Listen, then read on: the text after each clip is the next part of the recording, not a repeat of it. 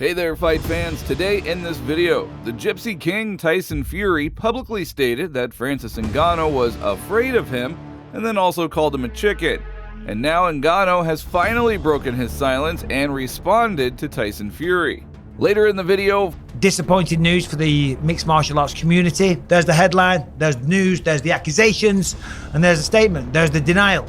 There's the breaking news, Conor McGregor. Former UFC champ Conor McGregor faces some new allegations, but what really happened? Well, the accusation against Conor and the testimony of the victim raises more questions than answers. And with each new detail that has been coming out, I think you will understand why there is more to the story than meets the eye. So, you are definitely going to want to listen to this, as Conor's new accusation, well, we feel might be complete bullshit. But let's start in order. However, before we begin, if you do like the video, subscribe to the channel. We are already at 43,000 subs, and our goal is to reach 50,000. So therefore, we are asking you to help support us in this endeavor.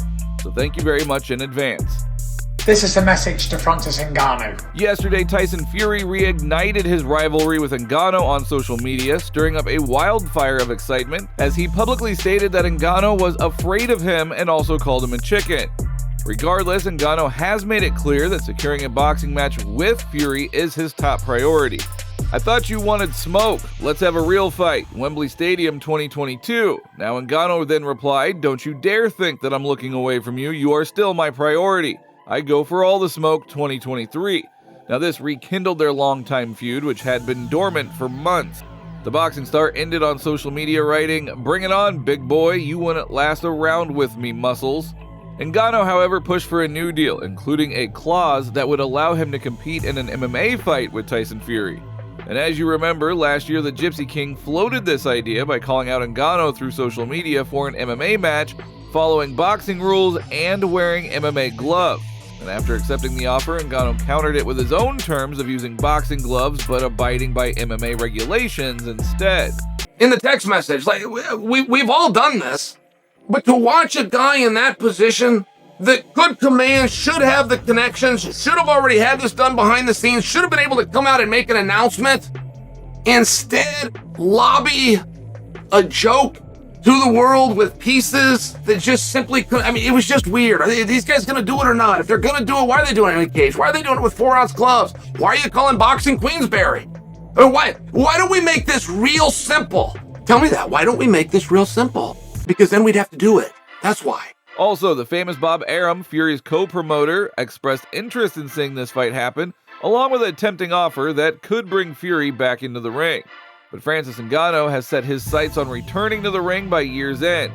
9 months from now, I should be ready if everything goes according to plan, he told TMZ. So my hope is that late December or early 2021 can serve as my re-debut date. However, for now, I'd prefer just squaring up with what we got going contract-wise. So now that you understand, the excitement and anticipation is growing as the world awaits a legendary fight between two modern-day giants, Tyson Fury and Francis Ngannou. Also, the famous Bob Arum, Fury's co-promoter, expressed interest in seeing this fight happen, along with a tempting offer that could bring Fury back into the ring. But Ngannou has set his sights on a return to the ring by year's end. So we'll have to see how all of that plays out.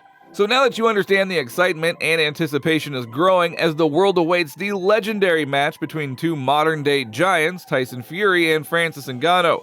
But what rules are they going to fight by? Boxing? MMA? Both? Well, who knows? Of course, though, if the fight was fought according to the rules of MMA, well, then Tyson Fury would be in a very bad position. And maybe even vice versa, if they fight according to the rules of boxing, then Ngannou has no chance of defeating the Gypsy King. But on the other hand, could Fury take on one of the most feared UFC fighters in history using just basic boxer skills alone? I'll leave your thoughts down in the comments section. As already mentioned, the former UFC champ Conor McGregor is under investigation for allegedly attacking a passenger on his yacht in Ibiza. So this incident could add another blow to an already tarnished reputation. With legal issues that seem to be surrounding him on a daily basis, now has an allegation of an assault on a woman. So many expect that McGregor's name will be irreparably damaged unless he can prove otherwise here very soon. But, in my opinion, when I read the testimony of this woman, she is accusing Conor of some terrible deeds. I immediately realized that something seemed a little off here. The woman seems to be lying in my opinion. Now, I don't want to justify Conor, he has enough lawyers, etc., but just listen to the testimony yourself, and maybe you'll even start to question some things too. So, the alleged victim, who said that she knew McGregor because they were from the same area of Dublin, was on the fighter's yacht after his birthday party at the Ocean Beach Club in Ibiza. Now, she does say that they are from the same area of Dublin, and she says that after the party, everyone went to McGregor's yacht, which means that they are probably pretty good friends, right? If she was on his yacht? Okay, well then, according to her, Conor began to insult her for her appearance. He kicked her in the stomach, punched her in the face, and then said that he was going to drown her. What the hell? Why? So, he kicked her in the stomach, punched her in the face, and then threatened to drown her? Just listen further to what she has to say. At that moment, his behavior changed. It looked like he was possessed. I knew that I needed to get off the yacht because it seemed to me that he was going to kill me. We have mutual friends and I met him many times. I can't believe what he did to me. He is a criminal. I think he would have killed me if I hadn't gotten off the yacht. So the woman told police that she jumped off the yacht, which at the time was near the island of Formentera, to escape McGregor. So she was picked up by a Red Cross boat and brought back to shore. So she jumped off the yacht, swam to the shore, a Red Cross boat picked her up. Okay, so where did the boat come from? Like, who called the boat in? So then the Spanish police interrogated her, but she did not say anything about what had just happened. Then when she returned home to Ireland a few days later, she filed a complaint with the Irish police. Now, a few days later, when all the evidence marks, etc. would have disappeared and there were no signs of any damage or anything on her body, then she decides to go and file a report with the Irish police, who also then ended up really just closing out the case because they decided not to pursue the matter. It didn't seem like there was really anything to follow up on.